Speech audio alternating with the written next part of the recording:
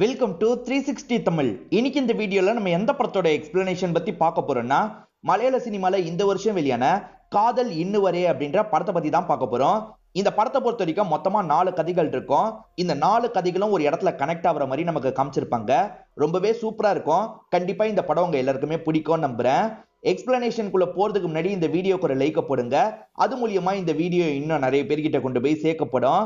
மேற்கொண்டு time waste பண்ணாம நம்ம நேரடியா எக்ஸ்பிளனேஷனுக்குள்ள போயிடலாம். படத்தோட ஸ்டார்டிங் சீனே ராமச்சந்திரன் ஒருத்தரை காட்டுறாங்க. இவரை பொறுத்த வரைக்கும் 49 வயசு ஆகுது. இன்னும் இவர் கல்யாணமே பண்ணிக்காம இருக்காரு. ஏன் எதுக்குன்னு தெரியல. காலையில டைம் இவரும் எக்ஸசைஸ் பண்றதுக்காக வெளியே கிளம்பிடுறாரு. ஒரு வயசு பையன் பொண்ணை பார்த்துட்டு இருக்கான். எல்லா பொண்ணையும் பிடிக்கலன்னு சொல்றான். இதே மாதிரி எல்லா பொண்ணையும் பிடிக்கலன்னு சொன்னு வச்சுக்கோ, இந்த ராமச்சந்திரன் மாதிரி கடைசி வரைக்கும் கல்யாணம் ஆகாம தான் இருக்கணும்ன்ற மாதிரி சொல்லிட்டு போறாரு.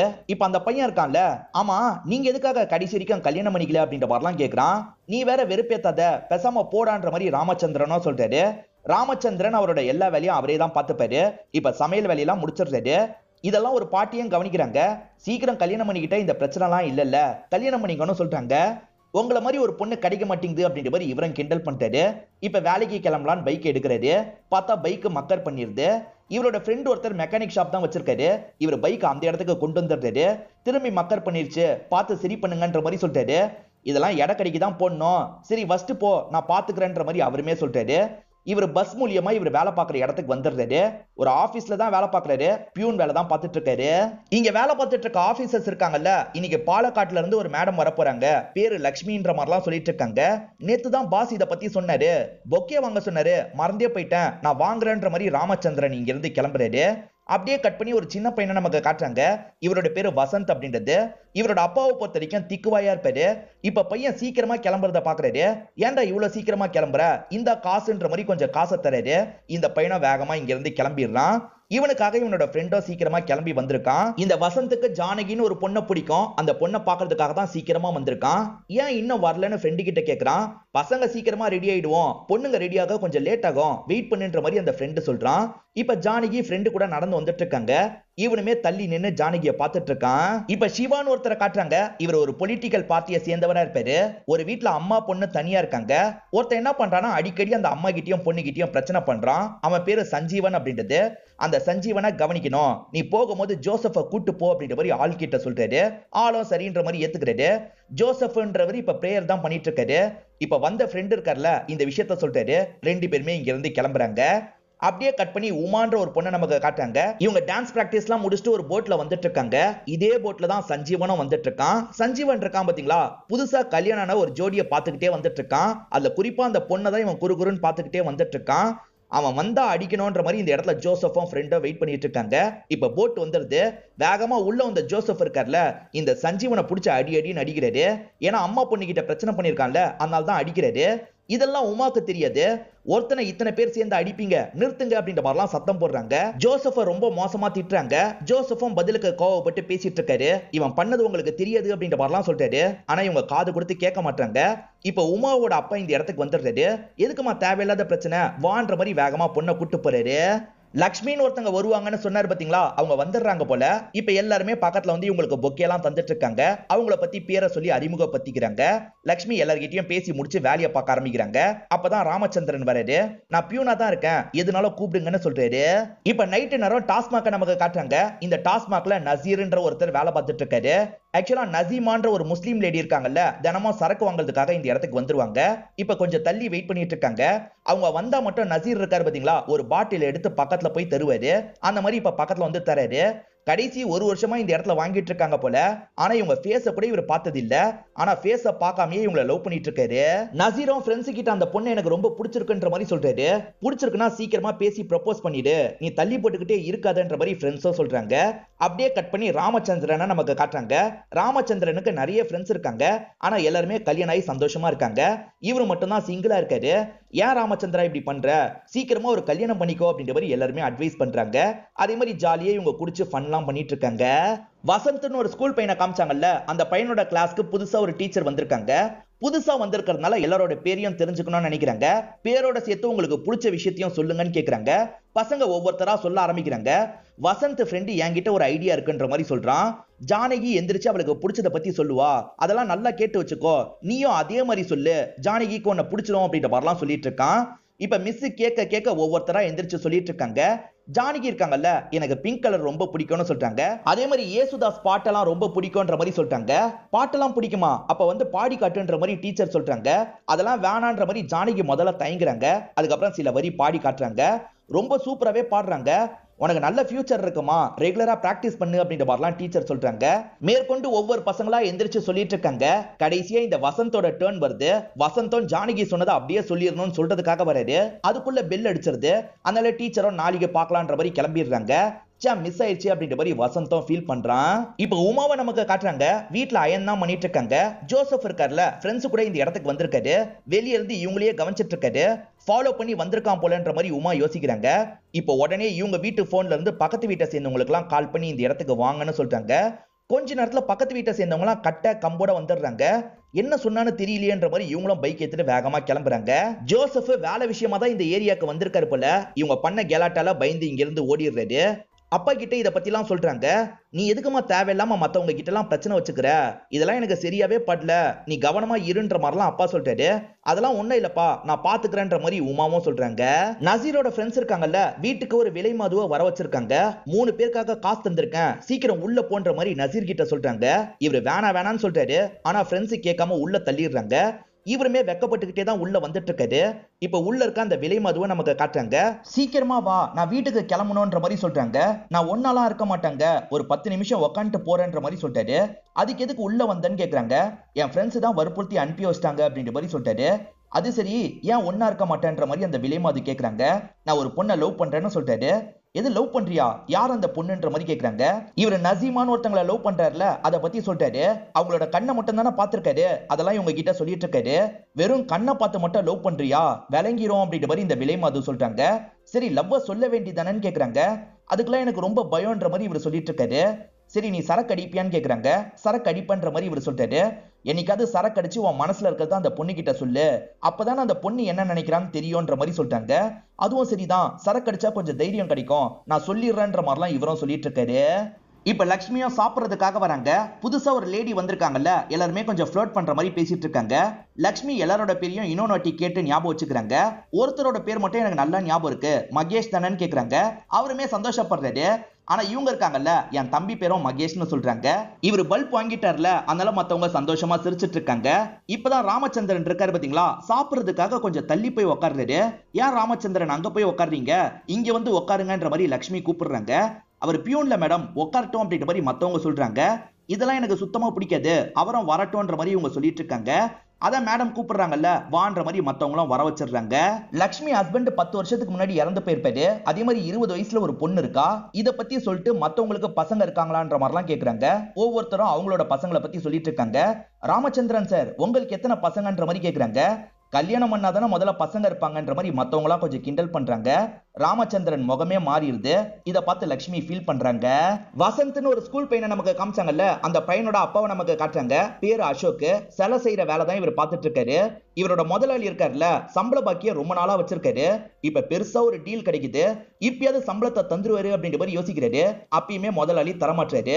இப்ப டீல கொடுத்தவர் இருக்கார்ல, நல்லபடியா செஞ்சு தந்துரு அப்படின்ற மாதிரி அசோக் கிட்ட சொல்லிட்டு இங்க இருந்து கிளம்ப ஆரம்பிக்கிறாரு. இந்த உமாக்கு ஒரு ஃப்ரெண்ட் இருப்பாங்க. அவங்களுக்கு ஒரு பிரச்சனை வருது. ஒரு பையன் லவ் பண்றதா டார்ச்சர் பண்றான். நீ மட்டும் ஏத்துக்கலன்னா ஆசிட் அடிச்சிருவன்ற மாதிரிலாம் மிரட்டுறான். இதனால உமா இருக்காங்கல்ல, எனக்கு தெரிஞ்ச ஒருத்தரை போய் பார்க்கலான்ற மாதிரி சொல்லிட்டாங்க. இப்ப சிவாவை பாக்குறதுக்காக தான் கூட்டு வந்திருக்காங்க. சிவாவை உனக்கு எப்படி தெரியும்ன்ற மாதிரி ஃப்ரெண்டு கேக்குறாங்க. இவங்களுமே நடந்த விஷயத்த சொல்றாங்க. சிவாவை நிறைய பேர் காலி பண்றதுக்கு ட்ரை பண்ணிருப்பாங்க. இவர் காயத்தோட இவங்க வீட்டுக்கு தான் வந்திருப்பாரு. இவங்க தான் ஃபர்ஸ்ட் எய்ட்லாம் தந்து காப்பாத்திருப்பாங்க. அந்த உரிமையில தான் ஹெல்ப் கேட்டு வந்திருக்காங்க. சிவாவும் கண்டிப்பா பண்றன்ற மாதிரி ஏத்துக்கிறாரு. ஜோசப் இந்த இடத்துக்கு வான்ற மாதிரி கூப்பிடுறாரு. இப்ப ஜோசப்பும் அவரோட ஃப்ரெண்டும் வந்து நிக்கிறாங்க. ஜோசப்பை பார்த்து உமா ஷாக் ஆயிடுறாங்க. இது இவன் தான் ஹெல்ப் பண்ண போறானா அப்படின்ற மாதிரி கேக்குறாங்க. திரும்பி இந்த இடத்துல இவங்க 2 பேருமே சண்டெல்லாம் போட்டு ஆரம்பிக்கிறாங்க. சிவா இருக்காரு பாத்தீங்களா, ஜோசப்ப கண்ட்ரோல் பண்றாரு. அந்த பொண்ணு கிட்ட அப்படி பேசாத, முதல்ல சாரி கேளு அப்படின்ற மாதிரி சொல்றாரு. இல்ல சகா அப்படின்ற மாதிரி இவர் சொல்றதுக்காக வராரு. நான் தான் சொல்றேன்ல சாரி கேளுன்ற மாதிரி சொல்றாரு. வேற வழி இல்லாம ஜோசப் சாரி கேட்டுறாரு. இப்ப பிரச்சனையை ஹேண்டில் பண்றதுக்காக ஜோசப்பும் ஃப்ரெண்டும் சேர்ந்த மாதிரி அந்த இடத்துக்கு வந்துடுறாங்க. அந்த பொண்ணுக்கு தொல்லை கொடுக்குறான் பாத்தீங்களா, அந்த நபரை போட்டு ஜோசப்பும் பயங்கரமா அடிச்சிட்டு இருக்காரு. இதுக்கப்புறம் இந்த மாதிரி தொல்லலாம் கொடுக்க கூடாது அப்படின்ற மாதிரி சொல்றாரு. இதே மாதிரிதான் இன்னைக்கு சஞ்சீவனை அடிக்கிறதுக்காக வந்திருக்காரு போல. நம்ம தான் தேவையில்லாம இவரை ரொம்ப திட்டிட்டோம் அப்படின்ற மாதிரி இந்த இடத்துல உமாவும் ஃபீல் பண்றாங்க. உமாக்கு லைட்டா இவரை பிடிக்க ஆரம்பிச்சிருது. இப்ப நசீமா வர டைம் ஆயிருது. அதனால நசீர் இருக்கார்ல, கொஞ்சம் சரக்கு அடிச்சிடுறாரு. அவங்க வந்தோன்னே எப்பவுமே பாட்டில தர போவார்ல, அந்த மாதிரி பாட்டில தந்துடுறாரு. அவங்களுமே காசை தந்துட்டு கிளம்புறாங்க. இவர் பின்னாடியே ஃபாலோ பண்ணிட்டு இருக்காரு. என்ன ஃபாலோ பண்ணிட்டு இருக்கீங்க, இது என்ன புது பழக்கம்ன்ற மாதிரி கேக்குறாங்க. என் மனசுல இருக்கிறத சொல்லணுங்க, உங்களை எனக்கு ரொம்ப பிடிச்சிருக்கு, நான் உங்களை லவ் பண்றேன் அப்படின்ற மாதிரி இவருமே இந்த இடத்துல ப்ரப்போஸ் பண்ணிடுறாரு. குடிச்சிருக்கீங்களான்ற மாதிரி நசீமா கேக்குறாங்க. இவரும் கொஞ்சம் குடிச்சிருக்கன்ற மாதிரி சொல்லிட்டாரு. எனக்கு இதெல்லாம் விருப்பம் இல்ல, நான் கிளம்புறேன்ற மாதிரி இங்க இருந்து நடக்க ஆரம்பிக்கிறாங்க. எங்க உங்களோட முகத்தையாவது காட்டிட்டு போங்கன்ற மாதிரி நசீர் சொல்றாரு. இப்ப அவங்களுமே அவங்களோட முகத்தை ஓபன் பண்ணி காட்டிடுறாங்க. காட்டினா அது வேற யாரும் கிடையாது, ஒரு விலை மது வந்தாங்கல்ல அவங்களாதான் இருக்காங்க. இத பார்த்து இவர் பயங்கரமா ஷாக் ஆயிடுறாரு. இப்ப ராமச்சந்திரன் எல்லாருக்குமே ஸ்வீட்டை தந்துட்டு இருக்காரு. எனக்கு ஸ்வீட்லாம் வேணாம், டயபெட்டிஸ் இருக்குன்ற மாதிரி லட்சுமி சொல்றாங்க. கம்மி வயசா தான் தெரியுது, அதுக்குள்ள டயபெட்டிஸ் இருக்கா மேடம்? எனக்கு 49 வயசு, எனக்கு டயபெட்டிஸ்லாம் இல்ல, காலையில எக்ஸசைஸ் பண்ணாலே இந்த ப்ராப்ளம்லாம் சால்வ் ஆயிடும் அப்படின்ற மாதிரி சொல்றாரு. அப்படியா சரின்ற மாதிரி இவங்களுமே இந்த இடத்துல ஏத்துக்கிறாங்க. இப்ப அசோக் இருக்கார்ல, முதலாளி கிட்ட சம்பளத்தை கேட்கிறாரு. வேலையை பாரு, நான் அப்புறமா தரேன்ற மாதிரி முதலாளி சொல்றாரு. இதுக்கப்புறமா என்னால பொறுக்க முடியாது, அட்வான்ஸாவே 10,000 ரூபாய் வாங்குனீங்கல்ல, அதுல இருந்து சம்பளத்தை தாங்கன்ற மாதிரிலாம் கேட்கிறாரு. தர முடியாதுன்னு முதலாளி சொல்றாரு. அப்ப இதுக்கப்புறம் என்னாலயே வேலை பார்க்க முடியாது, நான் கிளம்புறேன், நான் இல்லாம உங்களுக்கு எப்படி ஆர்டர் கிடைக்குதுன்றத நானும் பாக்குறேன்ற மாதிரி கோவமா இங்க இருந்து கிளம்புறாரு. இப்ப லட்சுமியோ வாக்கிங்காக பார்க்குக்கு வந்துடுறாங்க. என்ன மேடம் இந்த பக்கம்ன்ற மாதிரி ராமச்சந்திரன் கேக்குறாரு. நீங்க சொன்ன மாதிரி பண்ணா சுகர் குறையுதான் பாக்குறதுக்காக தான் வந்தன்ற மாதிரி சொல்றாங்க. இவர் யோகாலாம் பண்ணுவாரு போல, அவங்களுக்குமே இந்த இடத்துல சொல்லிலாம் தந்துட்டு இருக்காரு. அசோக்கை பொறுத்த வரைக்கும் நல்ல வேலைக்காரரு. அவர் இல்லைன்னு தெரிஞ்சோன்னா வேலை கொடுத்தவரோட முகமே மாறிடுது.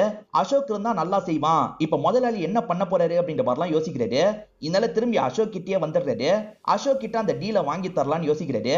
அது திருவிழா சம்பந்தப்பட்ட ப்ராஜெக்டா இருக்கும், ஒரு பெரிய சிலையை செஞ்சு தரணும் அப்படின்ற மாதிரி சொல்றாங்க. அட்வான்ஸா காசு கேட்கிறாரு. புதுசா பண்றவங்களுக்கு அட்வான்ஸ் தரது இல்லப்பா, நீ வேலையை முடி, நாங்க மொத்த பேமெண்டா தந்துடுறோன்ற மாதிரி சொல்றாங்க. சரின்ற மாதிரி இந்த இடத்துல அசோக்கும் ஏத்துக்கிறாரு. அசோக்கை பொறுத்த வரைக்கும் சொத்துன்னு இருக்கிறது இந்த வீடு மட்டும்தான். இந்த வீடோட டாக்குமெண்ட் வச்சு காசு வாங்கலான்ற மாதிரி யோசிக்கிறாரு. ஒய்ஃபுக்கு ஹஸ்பண்ட் மேல நம்பிக்கை இருக்கு, நீங்க கவலைப்படாதீங்க, எல்லாமே நல்லபடியா தான் நடக்கும்ன்ற மாதிரி டாக்குமெண்ட் எல்லாம் தந்துடுறாங்க. இவருமே அடகு கடையில வச்சு காசெல்லாம் வாங்கிடுறாரு. அது மூலியமா இந்த சிலை செய்யற வேலையை ஆரம்பிக்கலான்ற மாதிரி யோசிக்கிறாரு. இப்ப நசீமாவும் சரக்கு வாங்குறதுக்காக வெயிட் பண்ணிட்டு இருக்காங்க. நசீருமே வெளியே வந்து இவங்களுக்கு சரக்க தந்துடுறாரு. இவங்க கிட்ட பேசலாம் ஆரம்பிக்கிறாரு. உங்களை எனக்கு பிடிச்சிருக்குன்ற மாதிரி சொல்றாரு. நேத்து இருட்டுல என்னோட முகத்தை நீ தெளிவா பார்க்கல போல, இப்ப தெளிவா பாருன்ற மாதிரி காட்டுறாங்க. நான் நேத்தே தெளிவா தான் பார்த்தேன், ஆனா என்னோட முடிவுல எந்த ஒரு மாற்றமும் கிடையாது. நான் உங்களை லவ் பண்றேன், உங்களை கல்யாணம் பண்ணிக்கணும்னு ஆசைப்படுறேன் அப்படின்ற மாதிரிலாம் சொல்லிட்டாரு. அந்த அளவுக்கு நீ லவ் பண்றனா நானும் ஏத்துக்கிறேன், ஆனா அதுக்கு முன்னாடி சில கண்டிஷன் இருக்கு, நீ அதெல்லாம் பண்ணா நான் கல்யாணத்துக்கு ஏத்துக்கிறேன் அப்படின்ற மாதிரி சொல்லிட்டாங்க. என்ன கண்டிஷன் அப்படின்ற மாதிரி இவர் கேக்குறாரு. உன்னோட ஃப்ரெண்ட்ஸுக்கு நான் யாருன்றது நல்லா தெரியும், நான் தான் உன்னோட லவ்வர்ன்ற மாதிரி உன் ஃப்ரெண்ட்ஸ் கிட்ட நீ அறிமுகப்படுத்தணும். இதை தாண்டி கஸ்டமர் கூப்பிட்டாங்கன்னு வச்சுக்கோயேன், கொஞ்ச நாள் மட்டும் நீ என்ன கஸ்டமர் கிட்ட விடுறதுக்காக வரணும். நீ இதெல்லாம் பண்ணு, அதுக்கப்புறம் நான் இந்த வேலையை விட்டுறேன், நீ சொன்ன மாதிரியே உன்னை கல்யாணம் பண்ணிக்கிறேன், நம்ம சந்தோஷமா இருக்கலாம்ன்ற மாதிரி சொல்லிட்டாங்க. நீங்க சொன்ன எல்லாமே எனக்கு ஓகே தான், நான் பண்றேன்ற மாதிரி ஏத்துக்கிறாரு. அசோக் இருக்கார்ல, பையனை சந்தைக்கு கூட்டு வந்திருக்காரு. Dress வேணும்னா பாருன்ற மாதிரி சொல்றாரு. இந்த பையன் ஒரு பிங்க் சட்டையை பாக்குறான், இது எனக்கு வேணும்ன்ற மாதிரி சொல்றான். டே இந்த கலர்லாம் வேணாம், நல்ல கலரா பாருன்னு சொல்றாரு. இல்ல எனக்கு இதுதான் பிடிச்சிருக்குன்ற மாதிரி சொல்றான். சரி வாங்கிக்கோ அப்படின்ற மாதிரி அப்பாவும் வாங்கி தந்துடுறாரு. இப்ப லட்சுமியும் ராமச்சந்திரனுக்கு பக்கத்துல வந்து பேச ஆரம்பிக்கிறாங்க. இந்த கோயில் எங்க இருக்குன்னு ஒரு கோயிலை பத்தி கேக்குறாங்க. இவருமே வழியெல்லாம் சொல்லிட்டு இருக்காரு. எனக்கு இந்த இடத்துல பெருசா போகலாம் தெரியாது, நீங்க துணைக்கு வந்தா நல்லா இருக்கும்ன்ற மாதிரி சொல்றாங்க. சரி மேடம் நான் வரேன்ற மாதிரி இவருமே ஏத்துக்கிறாரு. இன்னைக்கு வசந்தோட பர்த்டேவா இருக்கும், இன்னைக்கே பூஜையை போட்டுடலான்ற மாதிரி அசோக் யோசிக்கிறாரு. இவர் சிலை செய்ய போறாருல, அதுக்கான பூஜையை தான் போட்டுறாரு. இவனுமே கடவுள் கிட்ட ஜானகி என்கிட்ட பேசணும்ன்ற மாதிரிலாம் யோசிக்கிறான். இப்ப ஸ்கூலுக்கு வந்துடுறான். இவன் பிங்க் ஷர்ட் போட்டிருக்கான்ல, அதனால பசங்க எல்லாருமே பயங்கரமா கிண்டல் பண்ணிட்டு இருக்காங்க. அதை பத்திலாம் இவன் பெருசா கண்டுக்க மாட்டான். இப்ப ஜானகி நடந்து வந்துட்டு இருக்கும் போது இவனை பார்த்து பேச ஆரம்பிக்கிறாங்க. இந்த ஷர்ட் உனக்கு சூப்பரா இருக்குன்ற மாதிரி சொல்றாங்க. ஜானகி பேசிட்டாங்கல்ல, இதை நினைச்சு இவனுமே பயங்கரமா சந்தோஷப்பட்டுட்டு இருக்கான். ஜானகி நல்லா பாடினாங்கல்ல, வசந்த் என்ன சொல்றாருன்னா பாட்டு போட்டி வரும், நீ பேரை கொடுன்ற மாதிரி சொல்லிட்டாரு. என் அப்பாக்கு நான் சினிமா பாட்டு பாடுறதுலாம் சுத்தமா பிடிக்காது, அவர் ரொம்ப ஸ்ட்ரிக்ட் அப்படின்ற மாதிரி இந்த பொண்ணு சொல்றா. இதை தாண்டி பாட்டோட வரிகளும் எனக்கு தெரியாது, அது தெரிஞ்சா கூட பரவாயில்லன்ற மாதிரி சொல்றா. அப்ப பாடல் வரி தெரிஞ்சா நீ பாடுவியான்ற மாதிரி கேக்குறாரு. பாடுவேன்ற மாதிரி இந்த பொண்ணு சொல்றா. நான் அதை ஏற்பாடு பண்றேன்ற மாதிரி இவர் இருக்கார்ல வேகமா இங்க இருந்து கிளம்புறாரு. இப்ப சந்தைக்கு வந்துடுறாரு. அங்க இருக்க ஒரு பாட்டு புக்கா வாங்கிடுறாரு. வசந்த் அப்பா இருக்கார்ல சிலை செய்யறதுக்கான வேலையெல்லாம் ஆரம்பிச்சிடுறாரு. இவனுமே போட்டோவை பார்த்து கடவுள் கிட்ட வேண்டிட்டு இருக்கான். நான் கேட்டோன்னே தந்துட்டப்பா, நீ உண்மையிலேயே பெரிய ஆள் தான் அப்படின்ற மாதிரிலாம் சொல்லிட்டு இருக்கான். இப்ப மறுநாள் ஸ்கூல்ல நடக்கிறத நமக்கு காட்டுறாங்க. இப்ப டீச்சர் இருக்காங்கல்ல, பாட்டு போட்டிக்கு யாரெல்லாம் பேரை கொடுக்க போறீங்கன்னு கேக்குறாங்க. இவன் வேகமா ஜானகி ஜானகின்னு கத்துறான். டீச்சரும் பேரை எழுதிடுறாங்க. லிரிக்ஸ் இல்லாம எப்படி பாட முடியும்ன்ற மாதிரி ஜானகி கேக்குறா. அதை நினைச்சு நீ கவலைப்படாத, என்கிட்ட இந்த புக் இருக்குன்ற மாதிரி இந்த பையனும் காட்டிட்டு இருக்கான். அப்படியே கட் பண்ணி நமக்கு நசீமாவை காட்டுறாங்க.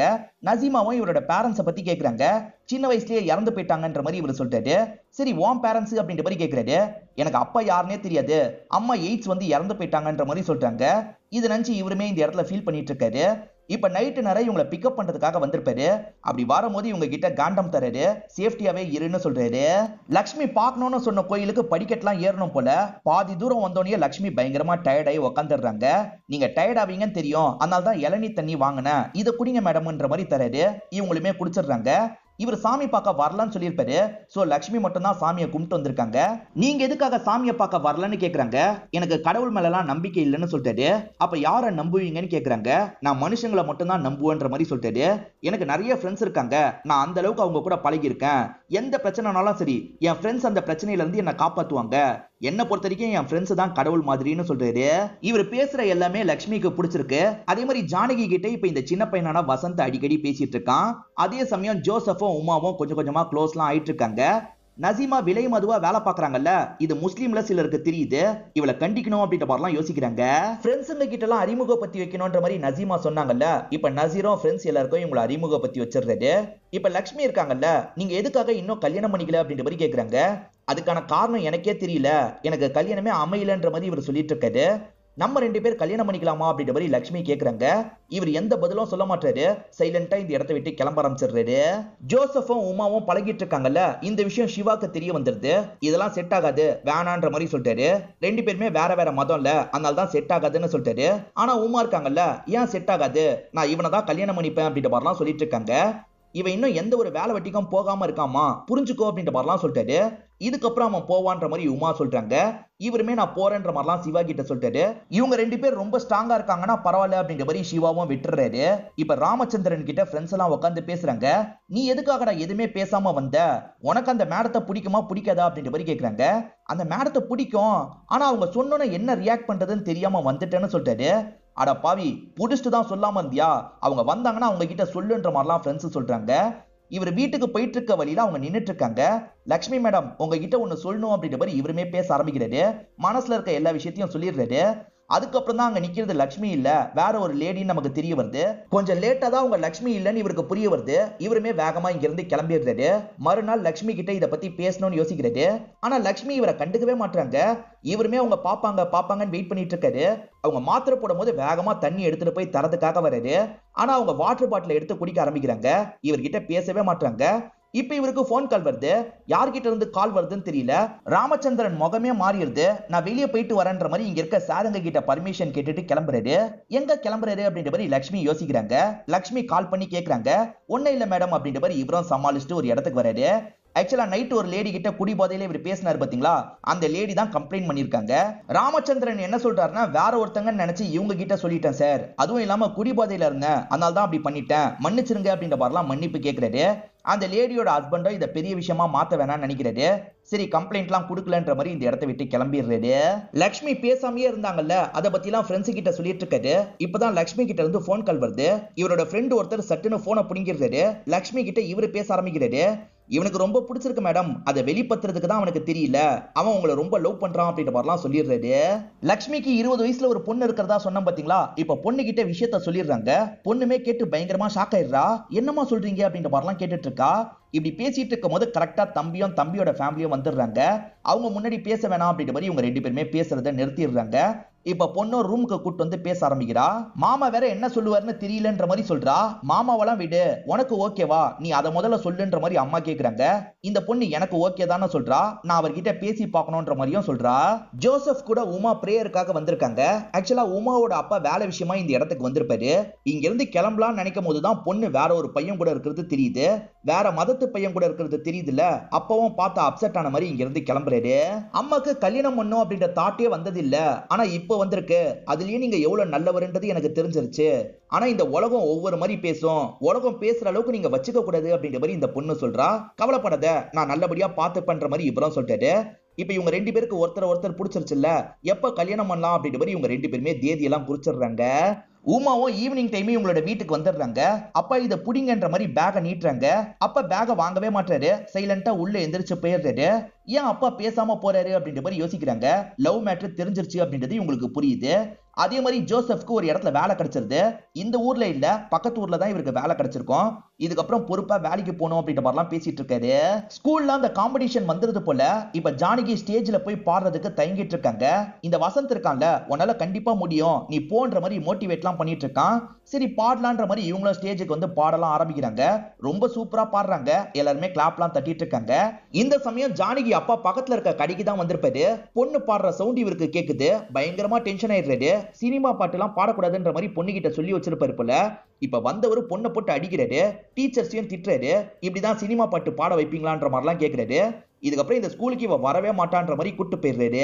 லக்ஷ்மியா லவ் பண்றத பத்தி தம்பி கிட்ட சொல்லிட்டு இருக்காங்க. இந்த வயசுக்கு மேல கல்யாணமா, நாளா ஏத்துக்கவே மாட்டேன்ற மாதிரி தம்பி கோவப்படுறாரு. அப்ப இந்த பொண்ணு இருக்கால, நான் ஒரு பையனை லவ் பண்றேன்ற மாதிரி சொல்றா. இதை கேட்ட இவரு டென்ஷன் ஆயிடுறாரு. உனக்கு என்ன வயசாயிருச்சு, நான் இதெல்லாம் ஏத்துக்க மாட்டேன்ற மாதிரி சொல்லிட்டாரு. என் அம்மா வயசுலயே முடிவு எடுக்க கூடாது, என் வயசுலயே முடிவு எடுக்க கூடாதுன்னா எப்பதான் முடிவு எடுக்கிறது அப்படின்ற மாதிரிலாம் இந்த பொண்ணு கேக்குறா. நீங்க என்னதான் பேசினாலும் சரி, நான் இந்த கல்யாணத்துக்கு ஏத்துக்க மாட்டேன்ற மாதிரி மாமா கோவமா கிளம்பிடுறாரு. இவங்களுமே ஃபீல் பண்ணிட்டு இருக்காங்க. இப்ப நசீர் இருக்காரு பாத்தீங்களா, நசீமாவை பாக்குறதுக்காக வீட்டுக்கே வந்துடுறாரு. எதுக்காக இங்க வந்த, யாராவது பாத்துட்டா பிரச்சனை ஆயிடும் அப்படின்ற மாதிரி சொல்லிட்டாங்க. சரி வா தள்ளி போயிடலான்ற மாதிரி ஒரு இடத்துக்கு கூட்டு வந்துடுறாங்க. இவர் இருக்கார்ல, எனக்கு ஒரு ஆசை இருக்குன்னு சொல்லிட்டாரு. என்னன்ற மாதிரி இவங்க கேக்குறாங்க. ஒரே ஒரு வாட்டின்னு இழுக்கிறாரு. உன் கூட சேர்ந்து சரக்கடிக்கணும்ன்ற மாதிரி சொல்லிட்டாரு. இவங்களுமே சடனா இந்த இடத்துல சிரிக்க ஆரம்பிச்சிடுறாங்க. இப்ப ரெண்டு பேருமே பேசிக்கிட்டே இந்த இடத்துல சரக்கெல்லாம் அடிச்சிட்டு இருக்காங்க. நசீமா சில விஷயங்களை பண்ண வச்சாங்கல்ல, அதெல்லாம் அவர் பக்கத்துல இருந்து பார்க்கும்போது நம்ம மேல லவ் குறைஞ்சிரும்ன்ற மாதிரி நினைச்சுதான் இப்படி பண்ணிருப்பாங்க. அப்ப கூட இவருக்கு லவ் குறையல. இதனால இவங்களுமே கல்யாணம் பண்ணிக்கலாம்னு சொல்றாங்க. நான் லவ் பண்ணிட்டு இருக்கிறது என்னோட அப்பாவுக்கு சுத்தமா பிடிக்கல, என்கிட்ட பேசுறதையே நிறுத்திட்டாரு.